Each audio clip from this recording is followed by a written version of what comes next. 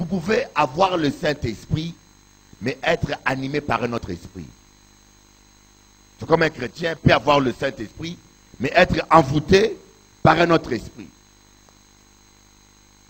L'homme, c'est comme une voiture. Quand on me dit de comparer l'homme, je compare l'homme à une voiture. Quand vous laissez la portière du chauffeur ouverte, n'importe qui peut voler votre voiture et la conduire. Et vous savez une chose, comprenez quelque chose, que le diable ne peut pas en esprit entrer ici directement.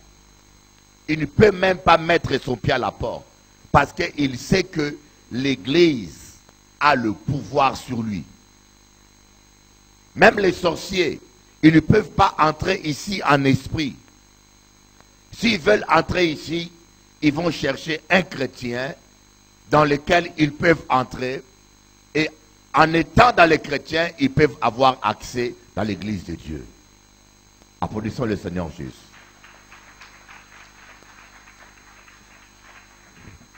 Et voilà pourquoi j'ai constaté qu'on donne, écoutez-moi bien, dans les mouvements évangéliques, il y a deux tendances. Il y en a qui sont rationnels, qui ne croient pas à l'existence des sorciers, des démons. Et il y en a qui sont trop spirituels et qui voient les démons même là où il n'y en a pas.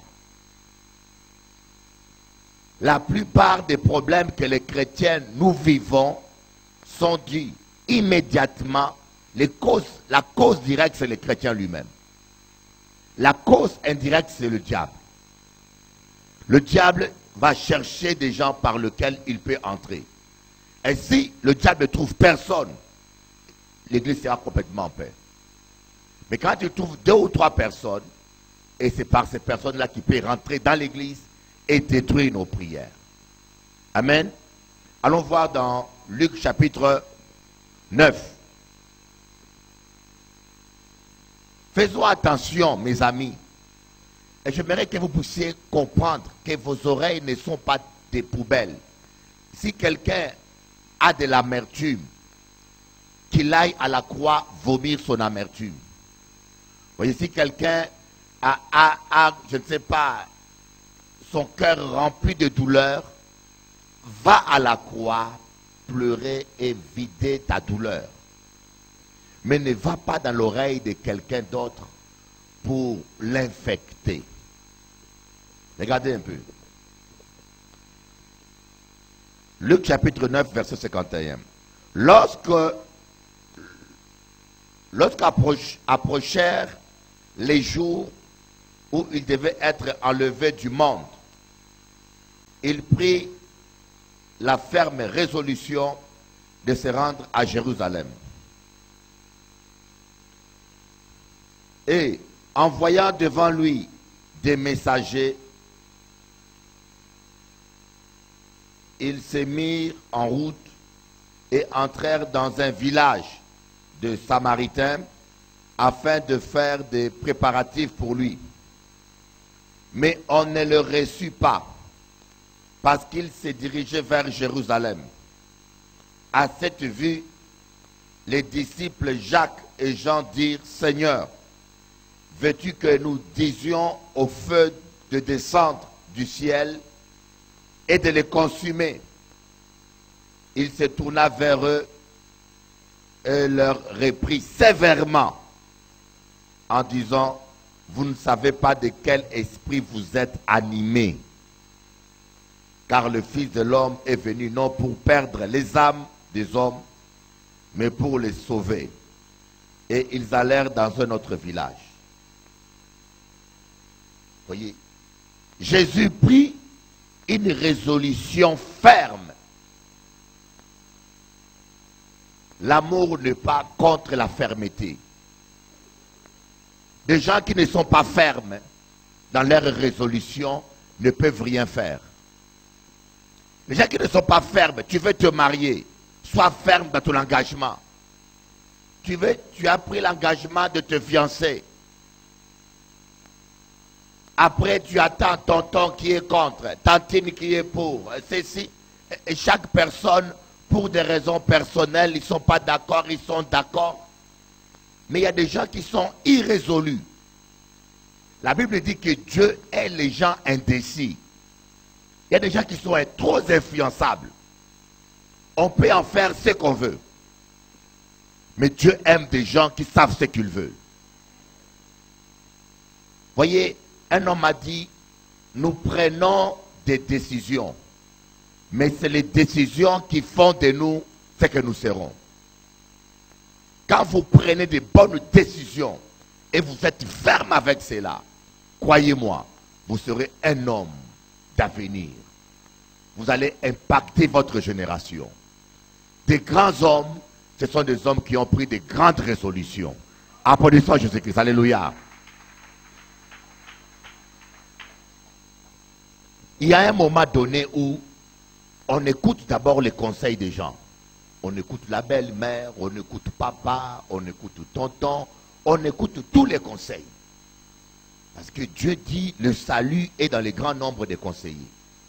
Mais il y a un moment donné, il faut se retirer. Et maintenant, tu passes le temps avec le Saint-Esprit.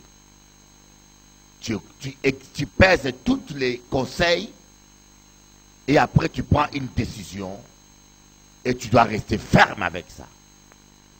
Et parce que quand tu prends une décision avec le Saint-Esprit, quand tu vas sortir de la chambre secrète, tu peux avoir ton épouse ou ton époux qui va commencer à te conseiller le contraire.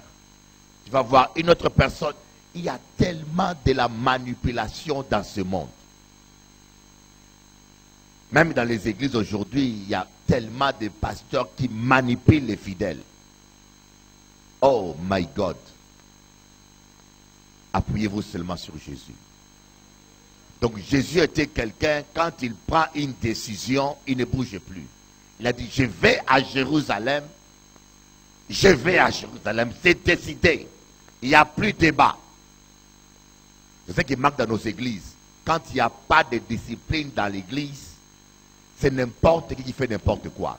Vous voyez, il faut qu'il y ait une discipline de telle manière que quand quelqu'un entre ici, même s'il ne craint pas Dieu, mais il doit craindre l'église. Donc ça veut dire que la personne ne craint pas Dieu, mais quand il rentre ici, il dit, il faut que je me calme ici, parce que ce pasteur-là peut me mettre à la porte si je joue avec les filles de son église.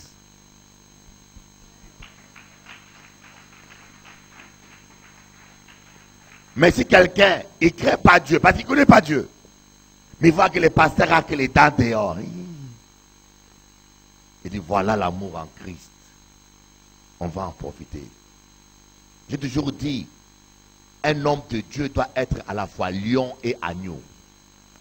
Jésus est le lion de la tribu de Juda, et Jésus, il est aussi l'agneau de Dieu. Amen. Quand tu vois les loups sortent tes griffes, et quand tu vois des blessés, soit l'agneau, soigne-le. C'est important. Et le manque d'équilibre, les gens confondent l'amour et la tolérance du péché. Nous avons l'amour de Dieu. Moi, je suis quelqu'un, je suis patient. Je dis, s'il te plaît, change. Mais si tu m'amènes jusqu'au bout, tu vas découvrir les lions en moi. Amen. Ah oui. Il faut être ferme. Écoutez-moi bien. Avec les démons, il faut être ferme. Amen. Il y a des moments où même l'homme de la famille, le chef de la famille doit être ferme. Chérie, j'ai dit à gauche, et il n'y a plus de débat. C'est moi le chef ici. Pas beaucoup d'amen. Mais il y a des hommes qui ne dirigent pas la maison. C'est la femme qui dirige. On écoute son épouse, hein? On écoute son épouse, on discute. Mais il y a un moment donné, c'est toi le chef, tu dois prendre une décision. D'ailleurs, une femme qui veut diriger son époux a l'esprit de Jézabel. Et on en a plein de femmes comme ça. Des manipulatrices. Pas beaucoup d'amen, hein? Vous voyez, écoutez-moi bien. Quand le diable veut t'attaquer, il ne va pas loin. Il cherche toujours les gens qui sont très proches de toi. Faites attention aux gens qui sont très proches de toi. Même moi qui te parle, quand tu m'écoutes, il faut m'écouter avec discernement. Parce que du moment où tu commences à faire confiance en un homme, le diable va chercher à passer par lui. Amen. Jésus avait 12 disciples. Satan a pu utiliser 4. Le 1 tiers. Alléluia. Dis à ton voisin 12. 12. Satan a pu s'accaparer des 4. On commence par Pierre. Pierre a eu une prophétie extraordinaire. Quand Jésus a demandé, que dites-vous que je suis? Les gens ont dit Jean-Baptiste, Moïse, Cécile, Élie, tout ça. Mais Pierre a eu la révélation, le seul. Il a dit, tu es le Fils de Dieu vivant. Et Jésus a dit, tu es Pierre, et sur cette pierre, je bâtirai mon église. Satan a entendu ça, et Satan a compris que, quelque part, Jésus avait reconnu Pierre comme la voix de Dieu. Quelque part, Jésus a témoigné devant les disciples que Pierre, c'est comme un prophète.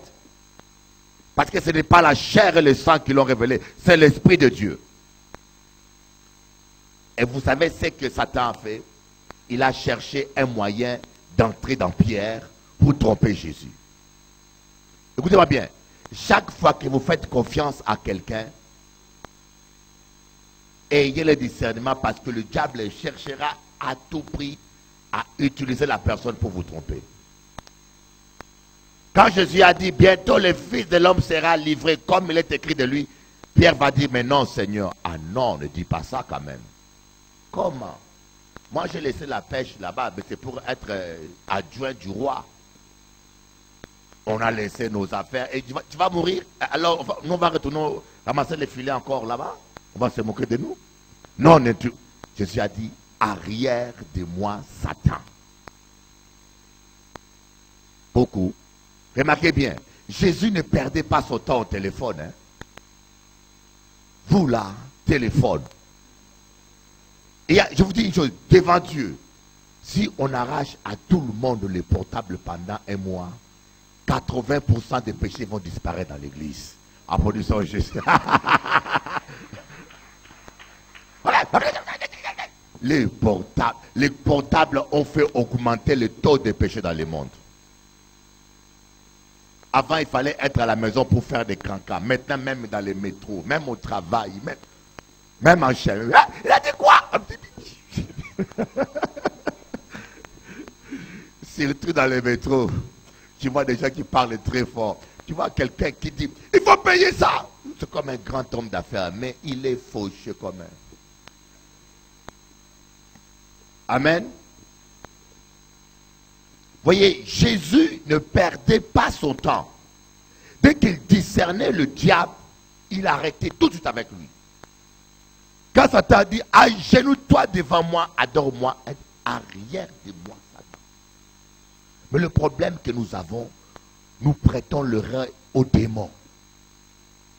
Tu discernes que quelqu'un a un esprit de jalousie, ou quelqu'un a un esprit de compétition, ou quelqu'un qui a un esprit de méchanceté, et tu prends le téléphone et tu passes ton temps. Ah oui,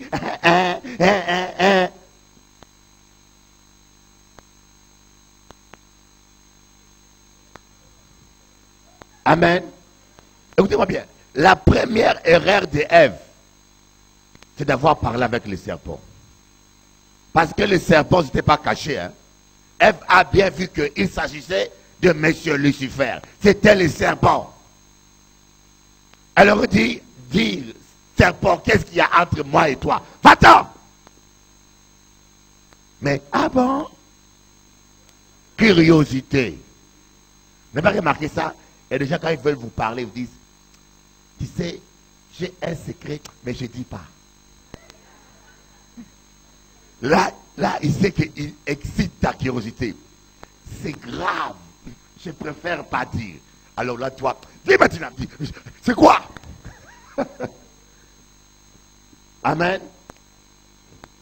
Dis à ton voisin, mes oreilles ne sont pas des poubelles. Oui. Et là, nous voyons maintenant, c'est Jean et Jacques. Sans côté Judas, que le diable va utiliser aussi. Jean et Jacques. Jean, c'est l'apôtre de l'amour. Jean, c'était le disciple intime de Jésus. C'était la personne la plus proche de Jésus. Quand vous lisez la Bible, on dit les disciples que Jésus aimait, c'était Jean. Voilà pourquoi il faut beaucoup prier pour des gens que vous aimez. Applaudissez Jésus, alléluia. Vous savez, à un moment donné, j'avais perdu des fils spirituels en Guadeloupe et je commençais à prier. Je dis à Dieu, pourquoi je perds des fils comme ça, des collaborateurs? Et Dieu m'a dit, parce que tu ne pries pas assez pour eux. Parce qu'ils sont tes collaborateurs. Ils ont pris part au combat. Ils deviennent des cibles privilégiées pour Satan. Satan sait que pour t'atteindre, il doit passer par les gens qui sont autour de toi. Parce que l'onction qui est autour de toi, vous avez, je vais vous dire une chose, vous avez une onction quand vous avez accepté Jésus. Le diable ne peut pas s'approcher d'un mètre de vous. Dis à ton voisin, le diable ne peut pas te toucher. Mais par contre, ta femme peut te toucher. Ton frère peut te toucher. Ton mari peut te toucher.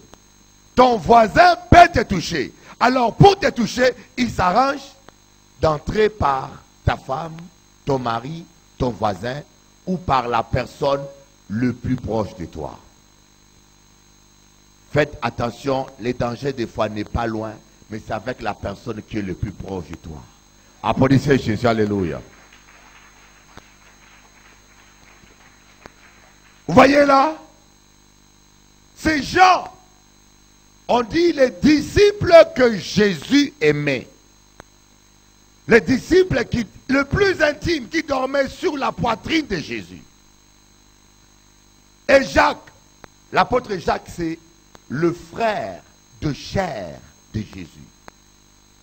Marie avait fait d'autres enfants. Et Jacques était parmi les frères de chair de Jésus. Je vous le démontrerai dans la Bible.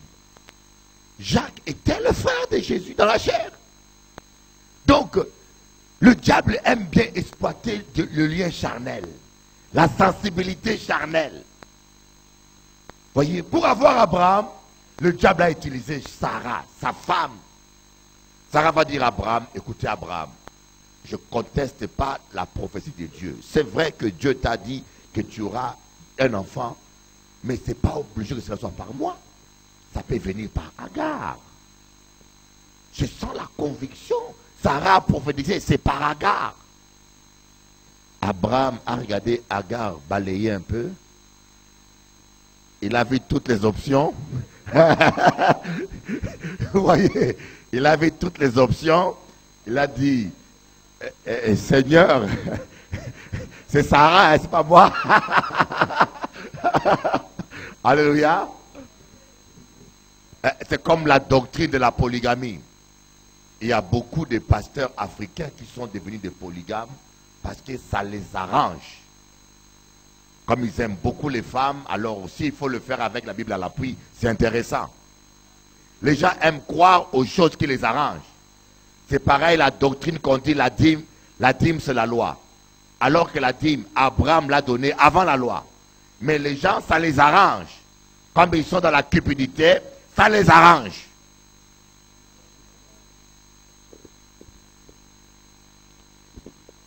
Voyez, et c'est Jean et Jacques qui vont dire à Jésus, Seigneur, permets qu'on invoque le feu du ciel. Dites, je vais vous dire une chose, dans toute la Bible, il n'y a aucun disciple de Jésus qui a manifesté une aussi grande foi. Pierre a dit, Seigneur, je peux essayer de marcher sur les eaux. Donc parmi tous les disciples, ceux qui ont demandé un miracle le plus élevé, c'est le Dieu là. Ce n'était pas pour sauver les gens, mais pour brûler les gens vifs. Il y a des pasteurs qui ont la foi seulement pour maudire les gens. Si tu bouges, je te maudis, je te livre au diable. Mais Jésus avait le discernement. Il ne se laissait pas aveugler par les sentiments ou par la camaraderie. Jésus a dit, vous ne savez pas par quel est l'esprit qui vous anime. Est-ce que tu sais quel est l'esprit qui t'anime? Quand tu fais ton coup de fil, tu critiques un autre pasteur auprès d'une brebis. Toi, tu es serviteur, servante de Dieu. Tu n'as pas honte de prendre une brebis qui est à peine convertie, même pas un an. Tu l'appelles pour critiquer un autre serviteur de Dieu. Alors, quelle leçon tu lui donnes? Quel exemple tu lui donnes? Quelle sémence tu mets en lui? Est-ce que tu es en train d'édifier quelqu'un ou de dégoûter quelqu'un de l'évangile? Voilà pourquoi j'aimerais vous dire, n'ouvrez pas votre bouche comme un hippopotame. Vous savez, le crocodile, quand vient un crocodile en face, il n'y en a qu'une personne. J'amènerai un bientôt à l'église, vous allez voir. Le crocodile, quand il a faim, il ouvre la bouche. Et toutes les mouches viennent rentrer. Les mouches viennent tellement que sa bouche sent mauvais. Les mouches viennent, les mouches se régalent après. Pac, ils mangent. Vous voyez, il y a des chrétiens qui sont comme ça. Ils ouvrent leur bouche, tous les démons viennent en profiter. Parce que les démons ne peuvent pas parler. Il y a des démons qui veulent blesser. Il y a des démons qui veulent détruire. Dans Jacques, on dit, c'est celui qui contrôle sa langue, contrôle tout son corps. Alléluia. Moi, j'ai dit, un homme de Dieu, un pasteur ou une servante de Dieu, ou évangéliste ou prophète qui ne sait pas fermer sa bouche, n'est pas digne de prêcher ou de servir Dieu. Tu peux ressusciter les morts, ça ne m'impressionne pas. Commence par fermer ta bouche d'abord. Si toi, serviteur de Dieu, toi-même, tu fais des cancans, alors dis-moi, quel est ton ministère? Pasteur cancan. Alléluia. Il faut comprendre que dans l'église, il y a des... Par exemple, un exemple, nous sommes tous des parents, la plupart ici. Si tu as une facture et tu n'as pas l'argent à payer, est-ce que tu vas amener tes enfants de 5 ans, 10 ans, le faire asseoir pour leur expliquer que tu n'as pas de sous pour payer une facture de 1000 euros? Et pourquoi tu ne le feras pas? Parce qu'ils sont des enfants. Ils n'ont pas la maturité pour gérer de tels problèmes. Et puis en plus, tu vas détruire leur enfance. C'est ce que nous, les chrétiens adultes, nous faisons. On manque de discernement. Un chrétien vient à peine. La personne est malade. Désespérée. Il cherche la guérison. Il y a appelé. Il y a, tu sais, Marc-Antoine, pasteur Marie-Claude a dit, la sœur Aline a dit, elle te l'a dit. Mais la personne, tu vois vraiment qu'avec sa maladie, il a besoin de savoir ce que tes problèmes relationnels que tu as avec les gens. On appelle ça lingala bouzo bazoba. En français, la sottise, la bêtise, le manque de maturité. Amen. J'aimerais vous parler des esprits qui animent souvent les chrétiens. Les esprits qui animent souvent les chrétiens, ça n'anime pas seulement les faibles. Ça ne veut pas dire que si tu es animé par un autre esprit que tu as perdu ton salut. Moi, je peux être ici. Je suis un homme de Dieu. Mais la jalousie me prend. Mais je vous ne porte à l'ennemi. Je marche avec Dieu, mais parce que je laisse la jalousie s'installer en moi, l'ennemi a le droit d'entrer. Tu es prophète, prophétesse. Voilà pourquoi je dis que le ministère de prophète, ce n'est pas un jeu. Quelqu'un peut prophétiser là et demain, moi j'ai vu des gens prophétiser et terminer folles. Je vous dis, il y a un frère là qui habite à Gosier. Sa femme prophétisait, il prophétisait. Mais je dis, ma soeur, c'est un démon, elle ne voulait pas croire. Et son mari croyait à toutes les prophéties. Vous n'avez pas encore vu des gens qui te racontent même, qui te disent même des choses que tu as dans la poche. Elle dit, Dieu me montre, dans ta poche, il y a ça, il y a ça, il y a ça. Mais c'est un esprit de sorcellerie. Elle-même qui fait ça n'est même pas consciente qu'il a un démon de sorcellerie. Maîtrisez d'abord votre bouche. Vous venez à peine de vous convertir, vous voulez déjà être prophète, pasteur, bishop, tout. Commencez d'abord par changer de vie. Alléluia, applaudissez Jésus.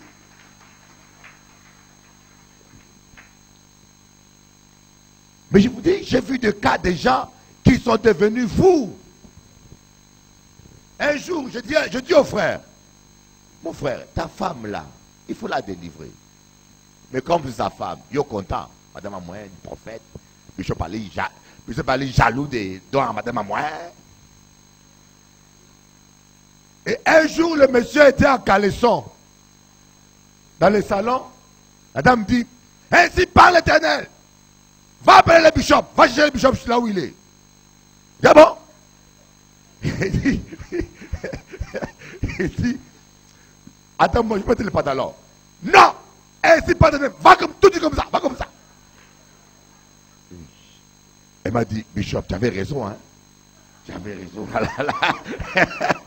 Là, ça ne va pas. Parce qu'il m'a dit que Dieu a dit qu'il faut que j'aille. J'ai dit, il veut mettre le pantalon. Il m'a dit, Dieu a dit non. Il faut que j'aille comme ça, caleçon, tout de suite.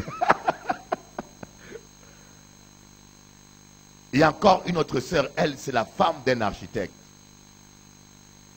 Des gens très riches. Si tu vois sa maison, en Guadeloupe, je n'ai pas vu deux maisons aussi belles. Domaine. Mais la dame, Bishop Eli, je l'onction dans des prophéties. Pourquoi vous aimez tous ça des prophètes comme ça? Je ne vous comprends pas. Pourquoi vous voulez toujours prophétiser? Quand ça vient de Dieu, ça vient de Dieu. Vous voulez toujours qu'on vous reconnaisse. Quand vous mentez contre le Saint-Esprit, c'est le démon que vous attirez. La dame dit, le Saint-Esprit me parle. Alors qu'on était en train de lui faire la délivrance. Je dis, écoutez-moi bien quand même. J'ai 30 ans de délivrance. Ma première délivrance, je l'ai vue, j'avais 8 ans. Je vous dis, trouvez-moi seulement un pasteur ici à Paris qui a au moins 20 ans dans la délivrance ici. J'ai vu toutes sortes de démons. Des gens qui viennent de se convertir, qui ont 3 ans, 4 ans, 7 ans de délivrance. Ils pensent qu'ils connaissent tout. Même il y en a qui n'ont même pas 1 an. Quels sont les cas que tu connais déjà, toi? Ah, mon Dieu. Je dis, mais ma soeur, c'est un démon. Ah non. Elle s'est révoltée contre moi. Vous savez, des fois, quand on chasse un démon, hein, et que le démon ne veut pas partir, qu'est-ce qu'il fait en général? Il se transforme en un esprit de prophétie. Il y a des délivrances où quand ça bloque, les démons ne veulent pas partir, ils commencent à prophétiser. Son mari est là, le pasteur Nico. S'il était là, il pouvait confirmer. Un jour, on est allé prier pour une dame qui faisait la maïkari. Il y a 25 ans. On arrive, on va imposer les mains. La dame commence à prophétiser. Mes enfants, pourquoi vous me chassez? Mes enfants, c'est moi, Jésus. Et je regarde le pasteur Nico, il me regarde aussi. On dit, qu'est-ce qu'on fait? C'est Jésus là qu'on veut chasser. Ah! Et moi je dis, mais pasteur Nico, hein, Jésus qui pleure comme ça? Tout ça normal, Jésus qui pleure. Est-ce que nous seulement on peut chasser Jésus, nous? C'est un démon, Dieu, non de Jésus. Alléluia.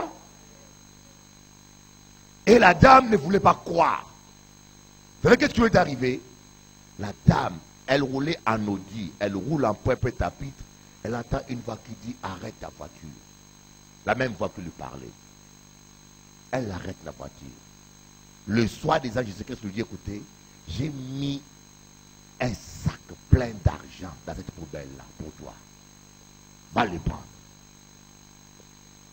Elle a de l'argent, hein? Mais quand le diable va vous humilier, hein? Elle est allée en plein Pointe-à-Pitre, une grande dame. Elle ouvre la poubelle, elle commence à chercher le sac plein d'argent. Quand elle arrive au fin de la poubelle, elle ne voit rien. Elle voit ses mains dans la poubelle. Elle se rend compte que tout le monde les regarde. Elle va dire, Bishop, tu avais raison. Elle prie pour moi, j'ai le diable à moi. On a fait la délivrance. Alléluia. Applaudissons Jésus-Christ. Alléluia. Soyez humbles et écoutez. Quel est l'esprit qui vous anime? Par vos paroles. Vous voyez par exemple Marie-Claude, pasteur Marie-Claude. Ça fait plus de 20 ans que je la connais. Jamais elle m'a dit, je quitte l'église. Ou je vais partir.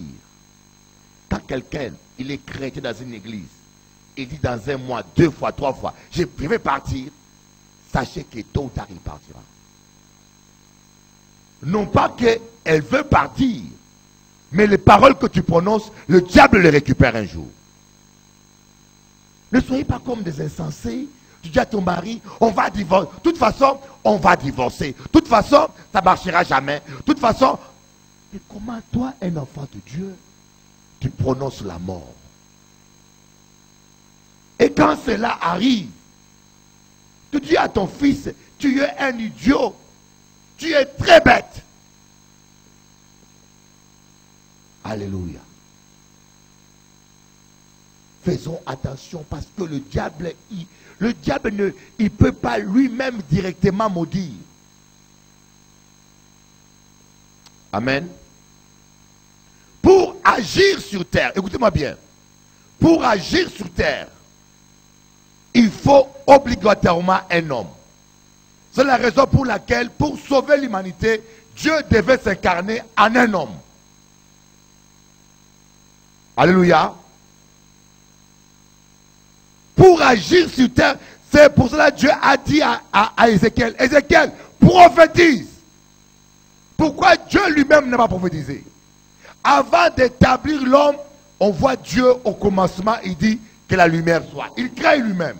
Une fois qu'il a établi l'homme et qu'il a donné à l'homme le pouvoir sur la terre, Dieu n'intervient pas sur terre sans passer par un homme. Voilà pourquoi même pour sauver une famille, Dieu cherche quelqu'un de la famille qui intercède pour la famille. Amen. Pour sauver une ville, Dieu cherche quelqu'un de la ville qui prie pour la ville. Même pour bénir Abraham. Suivez-moi bien. À 75 ans, Dieu a promis à Abraham qu'il aura une grande descendance. Les années passées, rien ne s'est passé. 24 ans s'est passé. Abraham avait 99 ans. Il n'y avait rien. Il fallait que Dieu s'incarne en chair. Et Dieu s'est incarné en chair. Il est venu avec 2 anges. Abraham était assis sur sa tente. Il a vu Dieu venir. Et Abraham est allé donner à Dieu à manger. Jésus a commencé à apparaître depuis l'Ancien Testament. Abraham a mangé avec Dieu. Et là, Dieu, dans le corps de chair, a dit à Abraham, l'année prochaine, moi, je reviendrai vers toi. Sarah aura un enfant. Alléluia. La même chose, le diable, pour maudire les gens, pour détruire l'église, pour semer la division, pour semer les désordres, il a besoin de ta bouche.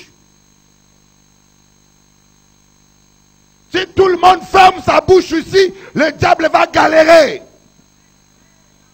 Et ton voisin, garde bien ta bouche.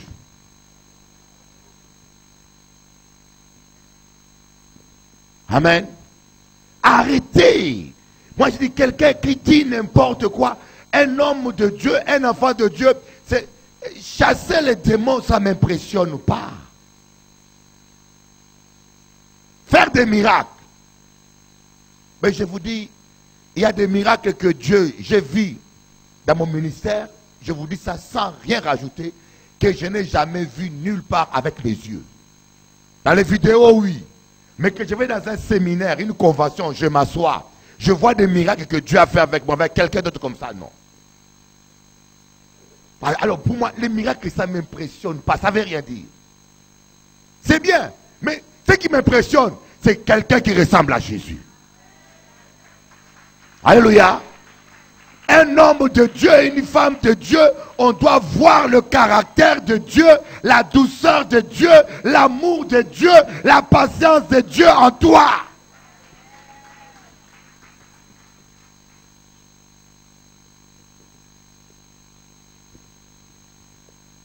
Voyez, il y a des esprits qui veulent, l'esprit de Jézabel par exemple, il veut dominer l'église. Mais il ne peut pas dominer directement, il ne peut pas tenir. Il va vouloir passer par des gens. Il y a des églises où le pasteur veut acheter des chaises rouges. Et toi, tu dis non, je veux des chaises vertes. Voilà un esprit de Jézabel. Et on appelle ça esprit de Jézabel. Le roi c'était Akab, mais c'est Jézabel qui commandait. Le pasteur c'est Bishop Eli, mais c'est toi qui veux dicter ta vision. Bishop Eli trouve une salle à Juvisy. Et toi tu n'es pas content. Non! C'est trop loin. Moi c'est à Champigny. Tu veux qu'on reste dans ce trou de rats?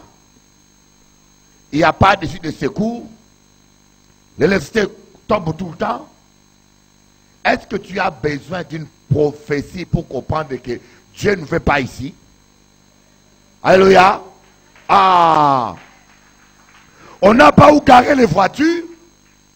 On est complètement... Vous savez, quand vous êtes dans des conditions illégales, parce que vous n'avez pas de choix, Dieu peut vous faire grâce. Mais quand vous avez le choix de régulariser, vous ne voulez pas le faire, là vous êtes exposé. Et je vous dis, si on restait ici, un malheur allait arriver ici. Là où nous sommes, la police rentre là. Mais il n'y a plus que ici. Hein? Coucou. Mais Dieu nous donne l'occasion d'avoir une salle en sécurité, en étant moins fainéant. 20 minutes de plus. Même ces 20 minutes de plus là, nous les passons ici à galérer, à chercher où se garer. Voilà. Voyez, je ne dis pas que tu n'as pas l'esprit de Dieu. Je ne dis pas que, voyez, Jean n'était pas méchant. Écoutez-moi bien. Jean n'était pas méchant. Mais il était immature. Il s'est laissé utiliser par n'importe quel esprit. Il y a des chrétiens qui sont ici, qui ne sont pas méchants. Je vous dis bien, c'est pour cela que Dieu m'a dit de prêcher ce message. Il y a des chrétiens qui sont ici, qui aiment Dieu de tout leur cœur, qui aiment les âmes. Mais l'immaturité fait que n'importe quelle idée qui lui vient dans la tête, il faut qu'il le prononce avec sa bouche. Avant d'ouvrir ta langue, tourne-la 7 fois. 1, 2, 3, 4, 5, 6, 7. Parce que tu risques de faire le travail du diable sans le savoir. Parce qu'il est même de ta famille. Et on va tous crucifier la chair. Ce que je vous dis, c'est la parole de Dieu. Le jour où, faites, je vous donne un jeûne, faites un jeûne, hein. Un exemple, faites un jeûne. Le jeûne de ne pas parler. Je dis, aujourd'hui, je ne parlerai pas à part répondre aux policiers ou bien répondre à quelqu'un qui me pose la question, mais bavarder. Je vous donne un conseil. On appelle ça exercice spirituel. L'exercice corporel est utile à paix, mais l'exercice spirituel est utile à tout. C'est ça qu'on appelle l'exercice. Dis-moi, dis-toi, cette semaine, je ne veux parler de personne. Je vais m'entraîner pour ne pas citer le nom de quelqu'un d'autre et de parler de personne. Quand je parle de moi, je parle à quelqu'un. Vous allez voir vous-même. Au bout d'une semaine, vous serez tellement rempli de l'esprit. Vous continuez à manger votre colombo, votre patate douce, quoi, mangez votre cochon, vous pouvez manger da cochon, pia cochon, mangez tout vous voulez. Mais seulement fermez la bouche. Parlez de personne à part de Jésus. Votre voisin, parlez que de Jésus. Est-ce que tout le monde veut faire ça? Il n'y a pas d'amen, moi. Ça m'inquiète. C'est un jeûne agréable, non? On va manger comme vous voulez. Écoute-moi bien. Vous savez, devant Dieu, je connais la profondeur de l'onction. Je ne vous enseigne pas des choses que je ne connais pas. Mes enfants spirituels, vous allez le voir comment Dieu les utilise. Tu connais ce que c'est que l'onction? Des fois nous prions inutilement. Imaginez-vous, vous avez un réservoir d'essence troué. Vous remplissez l'essence d'eau. Mais tout sort en bas. Amen. J'ai vu un homme dans Facebook qui a pris un grand panier. Vous voyez des paniers où on met les habits. Qui a beaucoup de trous là. Il a ouvert un robinet pour remplir les paniers. Il a mis ça comme ça. C'est un peu ce que nous faisons. Notre bouche est ouverte. Toute l'onction sort avec nos paroles vaines. Et en même temps, il y a qu'à parler la langue. Esprit, viens, esprit. Oh,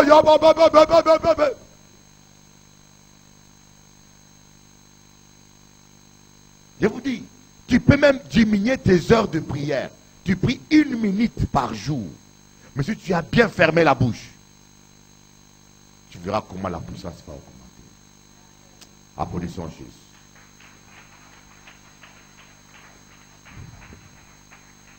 Et ce que je vous dis vous concerne, me concerne aussi.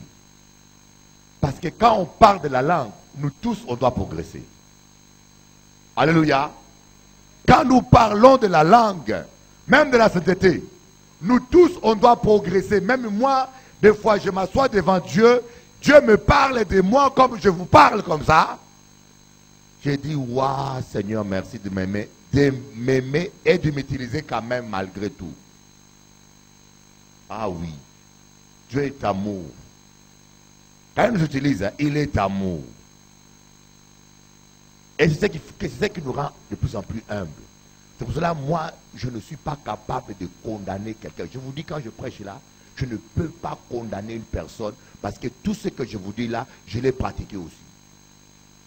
Parler, j'étais terrible. L'hypocrisie, je l'ai fait déjà. Trahison, bon, tu m'as fait grâce, trahison, je ne connais pas. Gloire à Dieu. Parce que c'est pour cela que je n'aime pas la trahison. Je n'ai jamais trahi, gloire à Dieu. Mais des erreurs, on a déjà fait. J'ai dit aux gens à la réunion que la femme qui s'est mariée vierge, parmi toutes ces femmes-là qui critiquent cette fille-là, puisse venir, je vais l'écouter. Tout le monde sait qui. Si il a fait 1400 coups, pourquoi il a critiqué mon café petit coup? Hein? Ah! Arrêtez! On veut paraître plus sain qu'on est soi-même. Comme il y a des églises où le pasteur lui-même est déjà tombé avant de se marier. Un petit garçon tombe avant de se marier. On passe devant la chair. On va t'humilier. Comment vous l'avez fait? Ah bon? Je vous dis, hein? Il y avait un pasteur qui faisait ça en Guadeloupe. Président des ADD. Président de toutes les églises ADD, il faisait ça. Et il m'a attaqué. Et je prophétise, je le dis, l'année prochaine, Dieu mettra à nu toute ta vie. Il a fait un grand scandale sur moi. Hein. La radio RC, la radio RFO, la télévision RFO. On a parlé sur moi, les journaux même. Je dis à une soeur, déjà la soeur est toujours là. Je lui dis, ma soeur, l'année prochaine, Dieu mettra à nu. La soeur m'a dit, c'est impossible. Cet homme-là, il est droit comme comme une tige. Quelqu'un tombe. Il te passe ici à la chair. Tu dois expliquer comment tu as enlevé la jupe, comment tu as fait. Tu dois tout expliquer. Et vous voyez, la personne devient rouge comme une tomate. Et quand la personne finit de parler à l'estrade, il déprime. Il y en a qui se sont même suicidés. Mais Dieu a mis à nu sa vie. Il avait une maîtresse ici à Paris. Pendant qu'il faisait tout ça en Guadeloupe, il avait une maîtresse à Paris. Il envoyait l'argent d'offrande pour entretenir sa maîtresse. Quelle hypocrisie. Quelle hypocrisie. Alors, ne jugeons pas les gens plus durs que ne le sommes nous-mêmes. Amen. Soyez honnêtes. Soyez honnêtes. Les couples, moi je dis aux couples, tous les couples ont des problèmes. N'ayez pas honte quand vous avez des problèmes de venir me voir. Parce que moi aussi je connais ce que c'est que les problèmes dans le couple. Je l'ai connu. Je dis, mais écoutez chérie, si tu répètes encore cette fois-ci, je craque. S'il te plaît, je vais bientôt taper. J'avais la Bible à la main, mais il m'est arrivé d'oublier la Bible. Je dis, vous savez, il y a aussi des femmes quand elles parlent, mon Dieu. Elle n'arrête pas. Il dit, s'il te plaît, oh rabat, je vais taper le diable, pas toi, mais le diable qui. Donc les problèmes de couple, ça ne respecte pas que tu sois bishop ou pasteur. Le diable ne respecte personne. Donc ne faites pas semblant comme si tout va bien. S'il y a problème, venez Bishop Eli, aidez-nous. Voilà, voilà. Alléluia. Soyez honnêtes. Bishop Eli, hier soir, je n'ai pas compris, le crochet est sorti. La femme l'a arraché à l'oreille est partie. Au lieu de cacher la sœur à la maison pendant un mois, on ne la voit plus. Avoue que tu l'as coupé l'oreille, on va calmer les choses. Amen. Parce que ce sont des... Surtout la première année du mariage, deuxième année, troisième, c'est l'année où on se découvre, où chacun apprend ses limites, où il y a beaucoup de frictions. Oui, c'est normal, si cela vous arrive, n'en faites pas une histoire, mais c'est vrai, avec plus de prières, quand vous priez ensemble, et que vous êtes beaucoup humble, vous vous pardonnez tous les jours, vous allez passer la période plus facilement. Amen. Mais s'il n'y a pas la prière, hein, parce que du moment où tu sais que je blessais l'autre, chérie, pardonne-moi, j'ai trop parlé. Même l'autre a le cœur blessé, ça soulage. Mais toi, quand tu as raison, tu as raison. Quand tu as tort, tu as raison d'avoir tort. La pauvre fille emmagasine des blessures. Elle emmagasine. Ça monte jusqu'à 1 kilo. Le jour où maintenant on va dire, ma soeur, pardonne. C'est impossible. Amen. Amen. On se lève pour prier. Faites attention. Laissons le Saint-Esprit nous animer. Ne laissons pas l'esprit de rébellion, l'esprit de murmure, l'esprit de désordre, l'esprit de critique. Amen. Oh, Rabayo, d'abord, étant que chrétien, et surtout tous les serviteurs de l'Église,